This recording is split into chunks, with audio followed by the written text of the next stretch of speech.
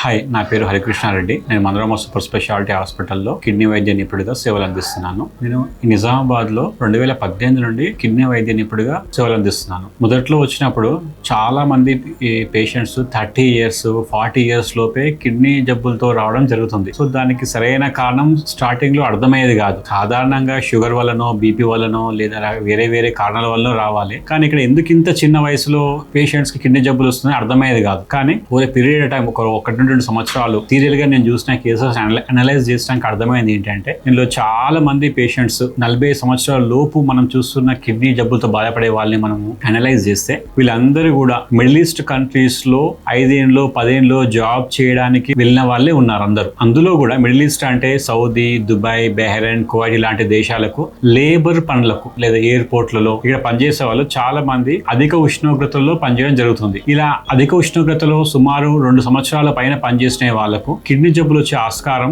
చాలా ఎక్కువ ఉందన్నది ఈ అనాలిసిస్ నాకు అర్థమైంది. కాబట్టి నేను చెప్పే విషయం ఏంటంటే, ఎవరైతే ఈ మిడిల్ ఈస్ట్ కంట్రీస్ కి, దుబాయ్ కి వెళ్తారో వాళ్ళు సాధ్యమైనంత వరకు అక్కడ వెళ్ళే వాళ్ళు ఖచ్చితంగా మీరు రిటర్న్ ఇండియాకి వెకేషన్ లో వచ్చినప్పుడు కిడ్నీకి సంబంధించిన పరీక్షలు చేసుకోండి. రెండోది ఏంటంటే, సాధ్యమైనంత వరకు మీరు ఆ ప్రాంతంలో ఉంటే ఎక్కువ ఉష్ణోగ్రతలకు మీరు ఎక్స్పోజ్ కాకుండా, ఎక్కువ ఉష్ణోగ్రతల్లో ఎక్కువసేపు ఉండకుండా మీరు జాగ్రత్తలు తీసుకోవడం వల్ల ఈ జబ్బున బారిన పడకుండా ఉంటారు. రెండోది ఏంటంటే, ఆ మిడిల్ ఈస్ట్ కంట్రీస్ లోనే రెండో విషయం ఏంటంటే, అక్కడ ఎక్కువ నాన్ వెజిటేరియన్ మరియు ఈ థమ్స్ అప్, కూల్ డ్రింక్ ఇవి తాగే అలవాటు ఎక్కువ ఉంటుంది అక్కడ వెళ్ళిన ప్రజలు. మన వాళ్ళు ఇక్కడ అట్లాంటి డైట్ ఎక్కువ తీసుకోరు. అక్కడ వెళ్ళేసరికి సడన్ గా హై టెంపరేచర్స్ లో ఉండడము, ఎక్కువ నాన్ వెజ్ తినడము మరియు కూల్ డ్రింక్స్ తాగడం, ఇవన్నీ కూడా తెలియకుండానే కిడ్నీ పైన చాలా ఇంపాక్ట్ చూపిస్తుంది. కానీ వెయిట్ చాలా స్లోగా ఉంటుంది, మనకు కూడా తెలియదు ఆ కిడ్నీలో ఎంత స్లో ఇంపాక్ట్ జరుగుతుంది అంటే, వాళ్ళు 2-3 ఏళ్ల వరకు చాలా సాధారణంగా నార్మల్ గా ఉంటారు. ఒక రోజు సడన్ గా సివియర్ హెడేక్ అని పోతారు. సివియర్ హెడేక్ చూసేసరికి బీపీ 180 200 ఉంటుంది. పోనీ అక్కడే గుర్తించి అది ఎందువల్ల ఇంత బీపీ నాకు ఎక్కువ వచ్చింది, నా వయసు చిన్నది కదా అనే వాళ్ళు కొద్దిగా జాగ్రత్తలు తీసుకుంటే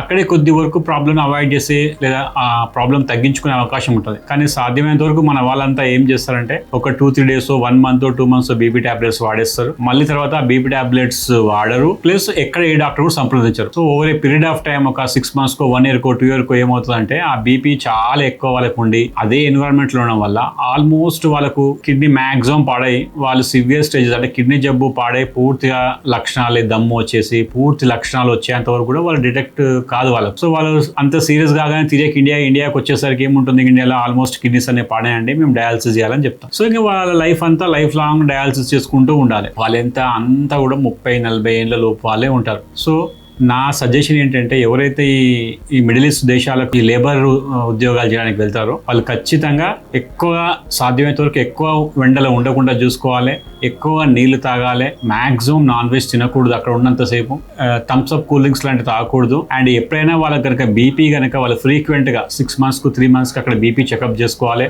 బీపీ కనుక రిజెక్ట్ అయితే వెంటనే వాళ్ళు మళ్ళీ కిడ్నీ సంబంధించిన పరీక్షలు చేసుకొని దగ్గరలో డాక్టర్ని సంప్రదించడం మంచిది. దీనివల్ల మనం ఎంతో మందికి కిడ్నీ జబ్బులు మొదటి దశలో డిటెక్ట్ చేస్తే అక్కడే ఆ జబ్బుని ఆపొచ్చు. నెక్స్ట్ వాళ్ళు 20-30 ఇయర్స్ వాళ్ళ లైఫ్ హ్యాపీగా ఉండొచ్చు. ఆ 6 మంత్స్ 1 ఇయర్ ఎవరైతే నెగ్లెక్ట్ చేస్తారో వాళ్ళు ప్రాబుల్ ఏంటంటే, ముందుకు వెళ్ళినాక జబ్బు వెనక్కి రాదు. కిడ్నీ జబ్బు ఒక దశ వెళ్ళినాక, క్రియాటిన్ 2.5 3 అట్లా వెళ్ళినాక జబ్బు మళ్ళీ వెనక్కి తిరిగి రాదు. సో వాళ్ళు కంటిన్యూ జబ్బు ముందుకు వెళ్తుంటది. ఇంకా డయాలసిస్ అనేది వాళ్ళకి ఇన్ఎవిటబుల్ అవుతుంది. So 30 years 40 years dialysis start చేస్తే వాళ్ళు 10 ఏళ్ళు డయాలసిస్ పైన బ్రతకాలంటే లైఫ్ ఎంత ఇబ్బందికరంగా ఉంటుంది. వాళ్ళు ఎంతో ఇబ్బందులు, వాళ్ళ కుటుంబాల ఇబ్బందుల్లో పాలయ్యే ఛాన్స్ ఉంటుంది. కాబట్టి అందరి జాగ్రత్తలు తీసుకోవాలని నా మనవి. Thank you.